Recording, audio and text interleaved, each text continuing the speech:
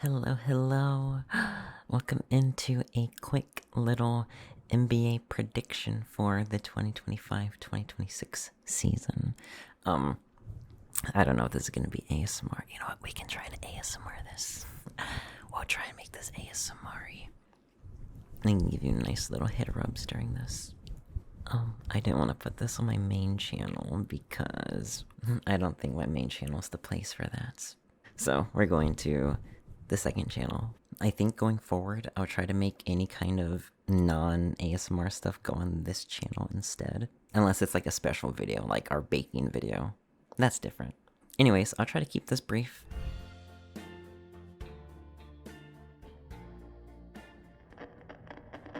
We are going to go over my predictions for this season. I'm going to go over my Eastern Conference and Western Conference standings predictions and my award predictions for the end of the season. So, let's just get right into it. Let's start in the East. At the 8th seed, I have the Toronto Raptors. I actually kind of like what they're cooking up in Toronto.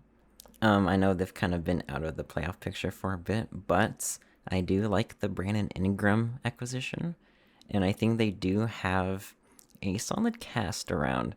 I think they're more of a dark horse team. I don't think they're going to make any kind of big playoff or deep playoff run, but I kind of like what they're brewing up, and they might be a little better than we expect. At 7th seed, I have the 76ers. This is probably like the weirdest team in the league, just because like there's so many ifs, you know, if this, if that, if Joel Embiid is healthy, if Paul George is healthy. Yeah, it's just weird. Again, they have an amazing roster on paper, but that's on paper. But even without Joel and Paul George, I do like Tyrese Maxey and VJ Edgecombe. I think it might be inevitable for this team to have some kind of injury stuff or drama, whatever happens with them. So, I mean, if they were like fully healthy, you know, I think this would be an easy like top 3 seed. But I'm gonna say, I know they missed playoffs last year, but I'm gonna predict they sneak in at 7th. At 6th seed, I have the Indiana Pacers. Now, yes, I know they lost Tyrese Halliburton to injury, and they lost Miles Turner in free agency, but I feel like they still have a solid roster that can definitely make playoffs. Considering this team just made the finals, I think removing Hallie and Miles Turner, I don't think that automatically makes them a bad team. So I think 6th seed is fair for them. At the 5th seed, I have the Detroit Pistons. This is a young team, up and coming. Cade Cunningham is showing he can be that guy. I know they finally made some major improvements last year, and I think those improvements will continue this year. That's pretty much all I have to say. At the 4th seed, I have the Milwaukee Bucks.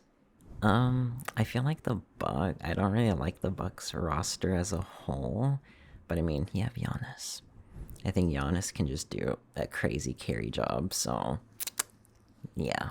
Unless they actually decide to trade Giannis this season. Then at that point, they're not making playoffs. At the 3rd seed, I have the Orlando Magic. Once again, just like the Detroit Pistons, the Magic are a young team that are on the rise. And I think they're going to make even more improvements and follow where they left off from last season. At the 2nd seed, I have the New York Knicks. Last year, I predicted that the Knicks could be a potential finals team, and I think they're going to continue that pace. I like the Knicks roster. In the East, for like contenders, true contenders, I think there's really only 2 teams that can contend. I think I like the Knicks roster the most in the East, though. If I were to put money on it, I would put money on the Knicks to make finals. But with the number 1 seed, I have the Cleveland Cavaliers. The thing with the Cavs, I just don't trust them in postseason. Like, they're probably going to have 60 wins in the regular season, yet they might be a second round exit in the playoffs. I just don't fully trust them, you know. In a Cavs and Knicks series, I think the Knicks would definitely win that matchup. And some honorable mentions. I have the Celtics and Hawks. Now, honestly, I can see the Celtics making playoffs over like the Raptors and 76ers. Yeah, I know they lost. I mean, they lost a lot of pieces. I mean, they have no Tatum because of injury.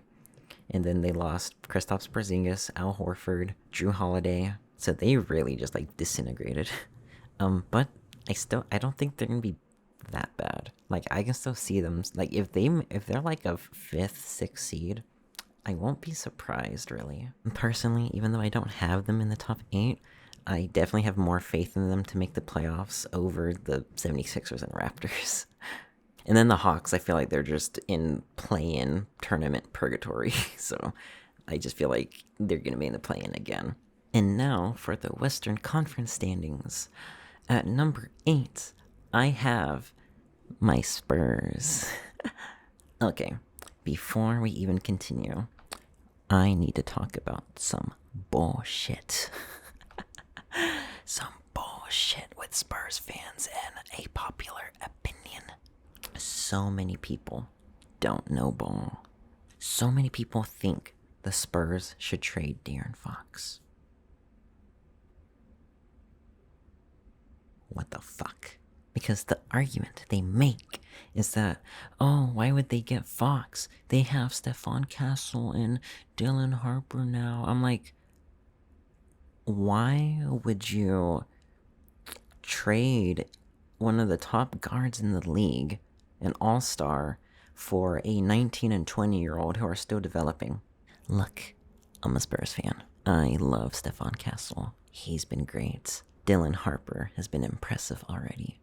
They are both gonna be great. But why would you pass up on De'Aaron Fox? We don't need to give away De'Aaron Fox. We can keep all of them. Let them develop behind De'Aaron Fox. Let them learn. Let them learn behind De'Aaron Fox. You dumbasses. Maybe in like 3-4 years from now, maybe we can talk about trading De'Aaron Fox when Castle and Harper are more developed. Or even like give it at least 2 years. We haven't even seen De'Aaron Fox hoop up much. He's played like 5 games with the Spurs. Wemby, whether you like it or not, is a top 5 player already. Why make him wait on Castle and Harper to develop? Let's hook him up with someone who's a dog. Pairing a 20-foot tall alien with one of the best guards in the league? I don't know. Sounds kind of good to me. So De'Aaron Fox, please shut up these dumbasses. At 7th seed, I have the Houston Rockets. I know they were like the 2nd seed last year. I'm kind of iffy on them right now. I mean, Fred VanVleet he might be missing the whole season. And personally, even though Kevin Durant is one of the GOATs, recently, I haven't really liked any of the Kevin Durant-led teams lately. I mean, we all saw how the Suns were last year, so I don't know. I'm kind of iffy on the Rockets.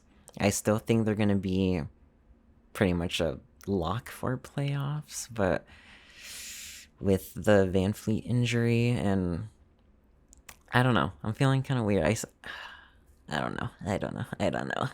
I still think they're a playoff team. At the 6th seed, I have the Timberwolves. I really don't know if I have much to say on the Timberwolves, really. I mean, I like their roster. I mean, Anthony Edwards, Naz Reid, who I really wanted on the Spurs. I mean, they've proven they're a playoff team. They pretty much have the same roster. So I think they're already going to be just another lock for playoffs. The 5th seed, I'm interested to see what this team does at like trade deadline, but I have the Lakers at 5. I think the biggest question with this team is more so what LeBron does. I mean, there's rumors of him like potentially like leaving, traded. Maybe. I don't know. We'll see. We'll see. It could happen. It could happen. I mean, y'all know how NBA stupid rumors are. They'll just say anything like LeBron wants out. He's gonna get traded. So I mean, we don't know. Assuming this lineup like stays together, Luka, LeBron, Austin Reeves, I don't know if I see them being like a top team, but I see them making playoffs.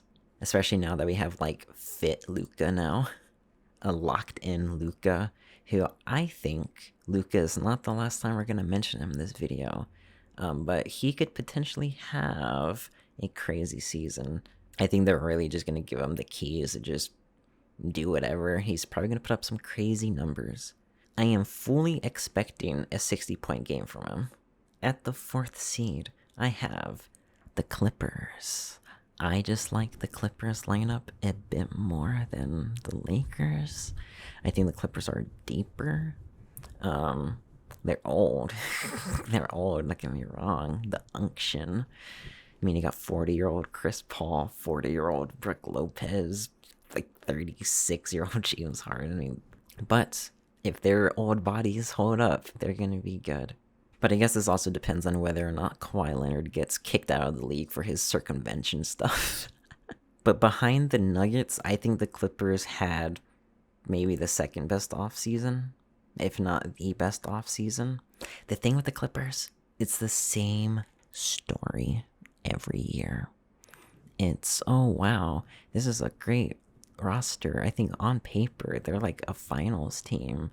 And then some injury bullshit happens, or they just like come up short. I feel like every year they'll like come up short or have injury problems, and then they'll have like a crazy good offseason, like a good acquisition. It's like, ooh, they made some good moves. That might be this might be the year they get to the finals, and then it just kind of repeats. Fall up short or Kawhi injury. And then they get like actually some good pickups in off season or trades. And then again, it's just like, oh, maybe they do it. This is the best lineup on paper. And then they fall up short. And just like this off season, it's like, oh, I like the Brook Lopez signing. I like the Chris Paul return, the Bradley Beal pickup. But we've seen this story.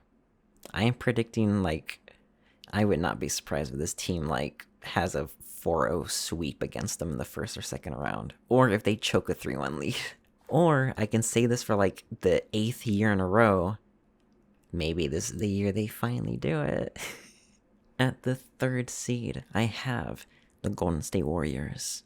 If I remember, I think I made a prediction last year. I think I mentioned it in one of my Basketball Ramble audios on my other channel. I was talking about like all the trade deadline moves. I was definitely wrong on the Jimmy Butler trade.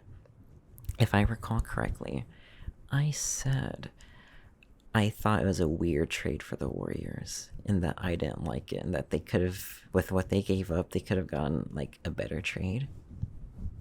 But they were really good. I mean, the games they played, like with Jimmy and stuff, weren't they like, they had a pretty crazy record that the remaining of the season. Like, weren't they like 20 and like 4 or something? They had like a crazy like 16 wins in a row, something like that. They were looking good. And I like their offseason they had, getting Al Horford. I know they were looking at bringing in Seth Curry. I thought they brought in someone else. I forgot. So, assuming they can have Steph and Jimmy healthy the whole season, I think they're going to continue that pace where they left off at the end of last season. And they might be quite a bit better than a lot of us were initially expecting. At the number 2 seed, I have the Denver Nuggets. As long as Jokic is on the Nuggets, I think Nuggets are pretty much a guaranteed like top 3 seed. Nuggets, like I said, while talking about the Clippers, Nuggets might have had the best offseason or second best offseason. This might be the best roster Jokic has had around him. Maybe. So, assuming Jokic doesn't just fully stop caring about basketball and decides to just retire mid-season to go with his horses, I think the Nuggets are a lock to be up here. And the number 1 seed, of course, I have the Thunder. I mean, they just won the title, so yeah, self-explanatory. Honorable mentions. I have the Memphis Grizzlies and the Dallas Mavericks. Um, the West is just loaded. That's really it. The West is super loaded. Both those teams, I know like we look at those teams, we're like, oh yeah, those are playoff teams, but it's just so loaded. There can only be 8 slots. There's not enough room for everyone. I feel like my top 6 in the West is pretty much locked. And then it's pretty much just the bottom 2 that's up in the air. Like Rockets, Spurs, Grizzlies, Mavs, I can really see like any of them making those 7th and 8th seeds. Okay, now it's time to talk about some awards. Let's see if we can speedrun this. Rookie of the Year. I have... Let me do my voting. I'll tell you my like top 3. Rookie of the Year. For first in voting, I'll go with VJ Edgecombe. Second, I'm gonna go Cooper Flag. Third, I'm gonna go Dylan Harper. And then my wild card, I'll just throw Ace Bailey up in there. Thing is, I feel like Cooper Flag might have a harder time to get Rookie of the Year, just because if you look at the roster around him, there's more people he has to share the ball with. Especially when you compare him to like VJ Edgecombe or Ace Bailey, where I feel like they're going to be able to get like more shots up. So that's why I could see Cooper Flag not getting Rookie of the Year. And it's kind of the same thing with Dylan Harper. Dylan Harper has been great so far, but he is going to be playing behind Stephon Castle and De'Aaron Fox. So Harper might see some like limited action due to the guard issues with San Antonio. So my pick, VJ Edgecombe, and then just a crazy wild card, Ace Bailey. I mean, he was tearing it up in preseason. And I mean, the Jazz are probably going to be bad. So he'll probably have opportunities to just like throw shit up. So if Ace Bailey averages like 20 a game, I wouldn't be surprised. Next up, we have Defensive Player of the Year. Wemby. No discussion, I'm sorry. If Wemby meets the game requirements, no one in the world is coming close. Next, we have Most Improved Player. I'm going to go with Benedict Mathurin on the Pacers. I don't have much reasoning. It's just something I can feel it. I feel it inside. And again, the Pacers are going to need people to step up more with Hallie's absence and also with the loss of Miles Turner. So I can see Benedict Mathurin really stepping up. For Sixth Man of the Year, I'm going to skip.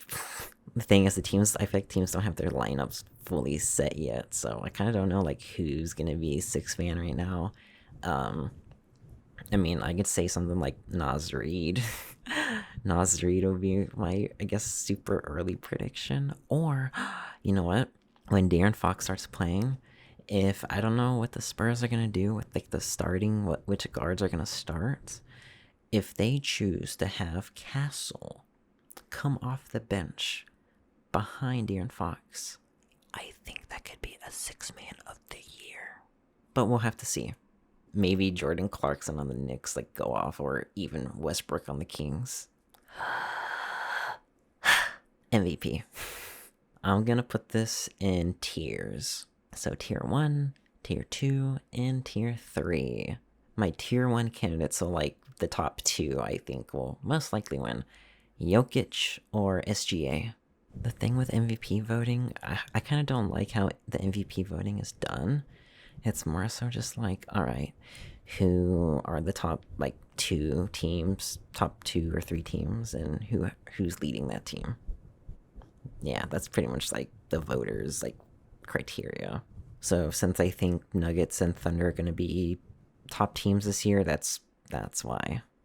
They need to use different criteria. I don't know, because I feel like the true valuable player doesn't really get the MVP award. Like, I'm sorry.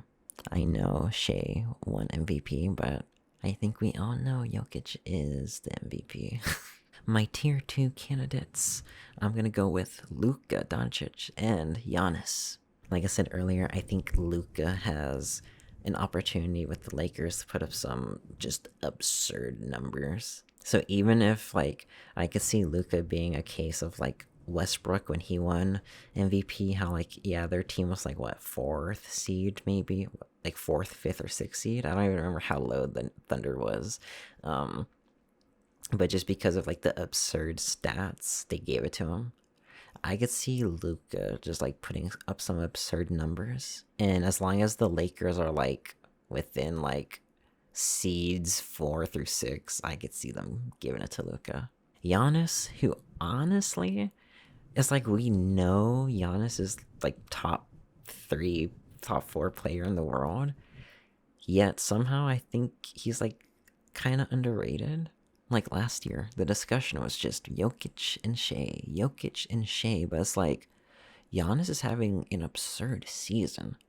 Again, the past 5-6 years, he's had like incredible seasons.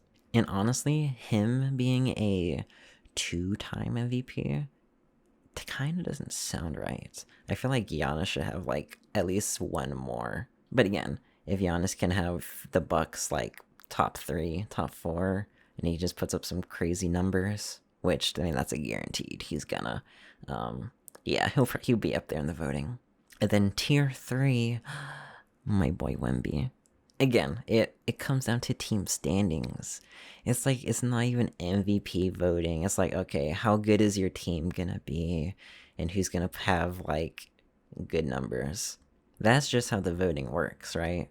That's just how historically they like to vote on MVP. I don't think that's how they should, but that's how they like to. Otherwise, we would have had different MVPs many years. Like LeBron would probably have 10 MVPs. And if wins weren't really incorporated, I think Wemby would like easily be MVP. And clarification, wins should be accounted for. Yes, I agree. You should make your team a winning team, but I don't think it should be isolated to just like the 1 or 2 seeds. Because if you got someone on the 6th seed in the playoffs, a playoff team, and you're averaging like 45 points a game, 20 rebounds, 10 assists, right? They're just gonna be like, oh, that's not winning basketball. I don't know. But considering Wemby can easily average 25 plus, 10 rebounds plus, with like 4 blocks a game, being the best defensive player in the world, to me that sounds like MVP, most valuable player. And the other awards I haven't mentioned, I'm gonna skip. I don't care about Coach of the Year or Clutch Player of the Year or whatever I left out. And the one for all the marbles, the championship team. Who's gonna win the finals? What's my prediction? I'm gonna go with the Denver Nuggets. The Nuggets will show the world that the Thunder's championship was fraudulent. Okay, but if we're being real, the Western Conference Finals this year, I think we can all agree that's gonna be the finals right there. Whoever wins the Western Conference Finals, that's the championship team right there. But that is all my predictions. I hope I didn't forget anything, but I hope you enjoyed. We'll have to revisit this a few months from now to see how the season goes. And if you didn't see, this season, I'm going to be doing a bingo card. I don't know if we'll have a bingo. I feel like I put some crazy, like, hard to reach squares. But considering the whole FBI arrests happened already, who knows? I think anything can happen now. Basically, if we get any bingo on this card I made, I think I will do an IRL cooking/baking video in a maid outfit. I let my Discord server vote on it. I think the most voted option in the server was like crush a melon with my thighs. But I think number 2, I think the baking cookie one was like right behind it. I'm kind of leaning towards that just so I can post it here on YouTube, because I don't know if I want to post a video of me like with my fat thighs out on YouTube and get bonked by the YouTube monetization overlords. But that is gonna be all. I'm so excited for this season, and I hope you'll have a great rest of your day. Go Spurs, go.